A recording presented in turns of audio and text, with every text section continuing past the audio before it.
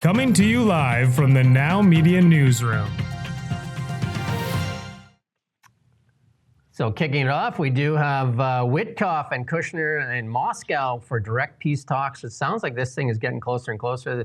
Obviously, the European Union losing its mind because it's not really involved because it's impossible to get anything done with the European Union. They seem to like the idea of war, but the U.S. delegation is now at the Kremlin. And we were going to play a clip, but it's not that necessary. It's just a clip of them arriving there at the Kremlin there. But bigger news than that, though, is this massive buildup of the American military machine there surrounding Venezuela. And apparently Trump had a call with Maduro, and Maduro asked for, this is according to Jesse Waters, had a few options. Let's play a small clip of this from Jesse Waters at Fox. Sources say Maduro's been praying to Jesus. That's the narco-terrorist, socialist dictator who took over for Hugo Chavez in Venezuela and keeps flooding American streets with migrants, gangs, and cocaine. 11 U.S. warships, including our largest carrier, the USS Gerald R. Ford, are now in the Caribbean. Venezuela is surrounded.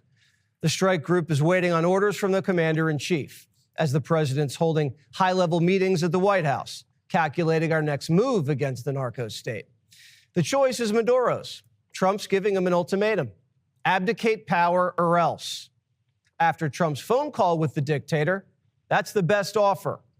The New York Times reported that you had a phone call with Maduro. Did you? I don't want to comment on it. The answer is yes. And can you tell us a little bit about it? No, I can't do that. Mr. President, would you say it went well? No, I wouldn't say it went well or badly. It was a phone call. I mean, there's talk that Maduro asked for a few deals. He wanted control of the military. And I think the Trump administration said no. There's a few things they asked for, and it was just basically get out. And it looks like this thing is heating up, and it looks like it's going to get hot pretty quick here. But Maduro made a speech as well to his populace. Here's a little clip of that.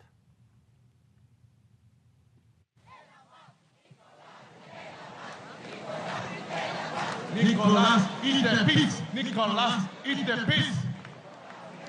Mira la changa esa, no tiene la changa. ¿Te han visto la changa? Peace, forever, forever, forever. Decirle al pueblo de Estados Unidos, no a la guerra. No queremos una guerra en el Caribe ni en Sudamérica. That's good. While you drive your nation's people into poverty, dance in the streets. Olivia Chow must have learned that from Maduro there, or they learned it from each other. They go to this place where you drive your population into poverty. They always got dance. He was also saying at the end there, to the people of the United States, no war. It's like, what effect do you think that's going to have? But the Pope, who's also an American, he came out just now, a couple hours ago, saying no war, no guerra. Well, that machine is parked at the doorstep and it's ramping up. And I think Maduro made some calls to China and Russia. No go. Not interested. Sorry. It's crazy, isn't it, that Venezuela's lasted this long, the Chavez and Maduro regimes, that they've actually lasted this long. Because, again, my favorite activity in life, look at a map. Venezuela is so close to Florida, to the US. It's kind of amazing that America's tolerated it for this long. Because the Americans have this proprietorial attitude towards what they call the hemisphere, which is the entire Americas. That goes back hundreds of years, like way back to John Monroe or James Monroe, whatever his name was. They take it quite seriously. They don't want an enemy there. They don't want somebody that could, invite somebody like China or Russia, some kind of serious opponent, to come in. Hence the hostile attitude to Cuba as well. So, I mean, if they have an opportunity to turf this fella, then it makes perfect geopolitical sense that they would do that. Let's not forget the lady they handed the Nobel Peace Prize to. Also wants the Americans to go in there, remove Maduro. Which one's that? The one that got the Nobel Peace Prize? I know who you mean. Yeah, the opposition leader. Yeah. Yeah, she said she won the election. So. Yeah, I mean, there's loads of Venezuelans.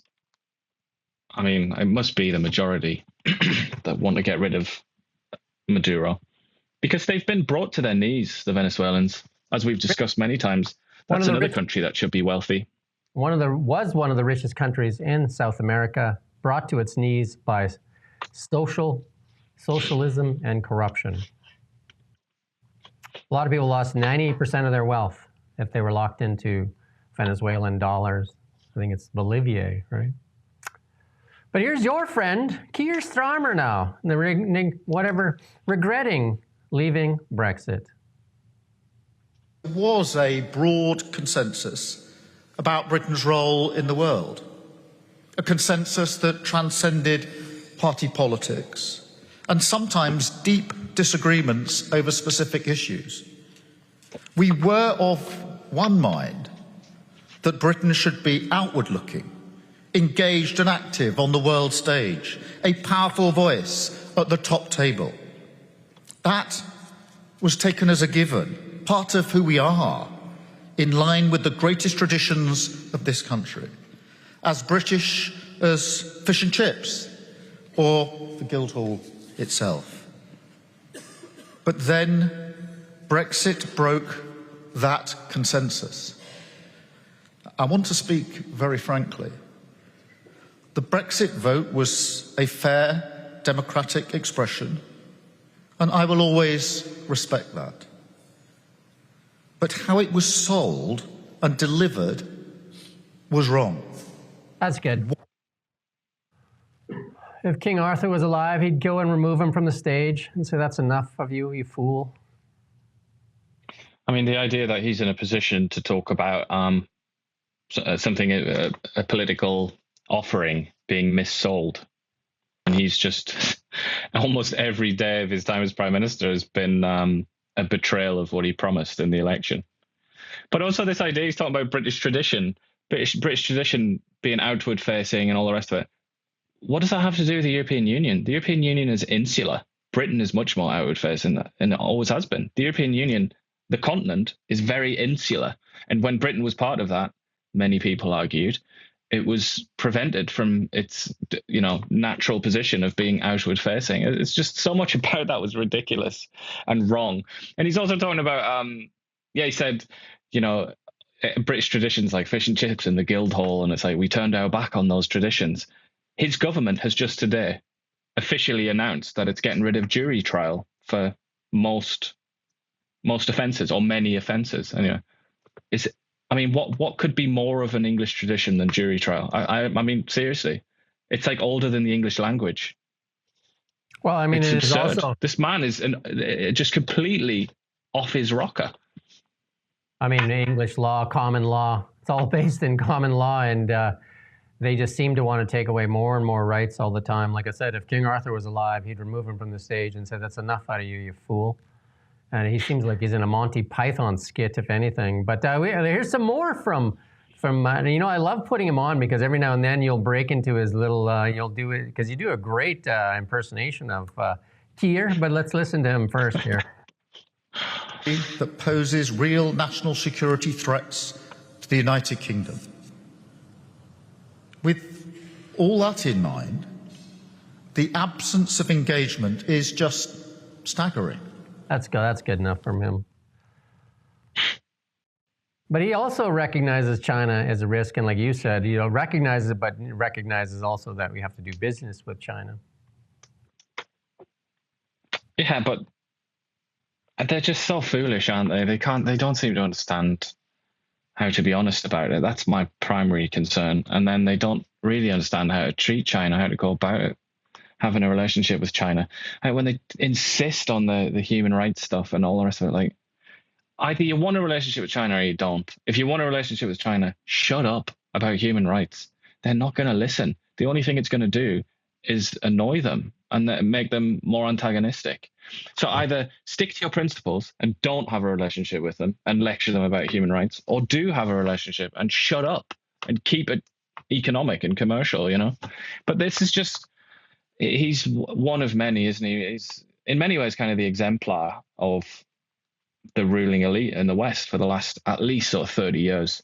Just so far out of his depth, has nothing in common with the people that he rules, doesn't really know anything about the world, and as I said earlier, does not know the difference between right and wrong.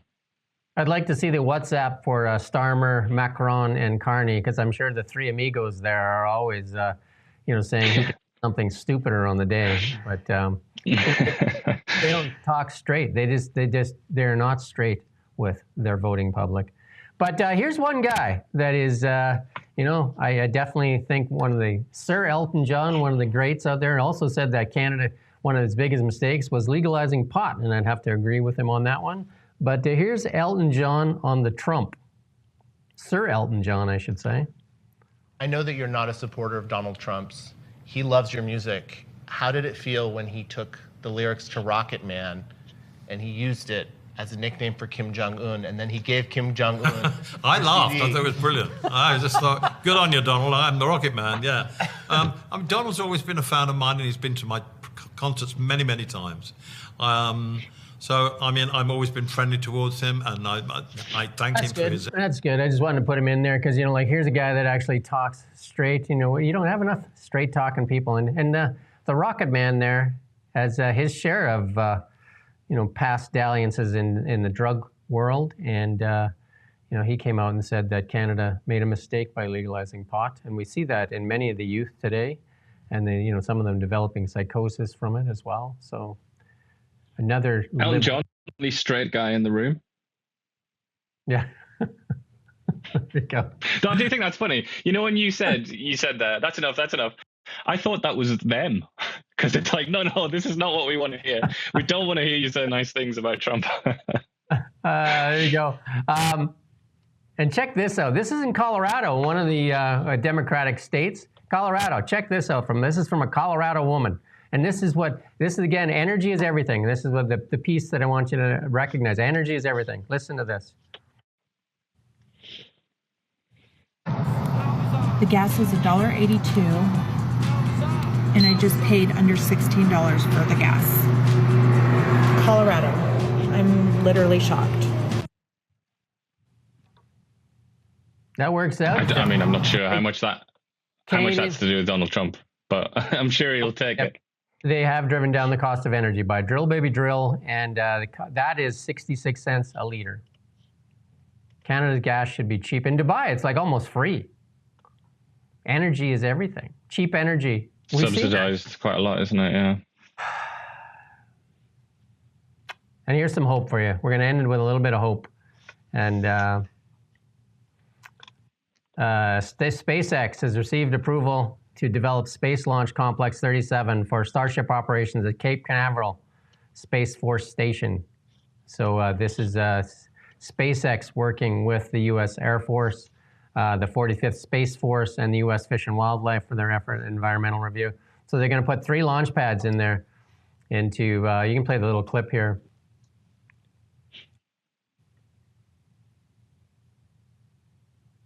I think you can play. Oh, there you go. Look at that. I know there's no sound because it doesn't need sound. It's just epic. Anyway, Canada's space. What do we give? We give the Europeans some money for what are they going to do? What do we give them? $500 million? Something like that, yeah. And then we kept about 100 something million for ourselves in our own space thing. What do you think we're going to get done? Again, I'm not sure it's if they going to be invested in Oxford, isn't it? They went and bought some bottle rockets. You ever use a bottle rocket? And the other thing, the media working overtime to buy the Gripens. Here's some F-35s doing Overwatch during a SpaceX launch at Kennedy Space Center. Here's a different view of the SpaceX launch.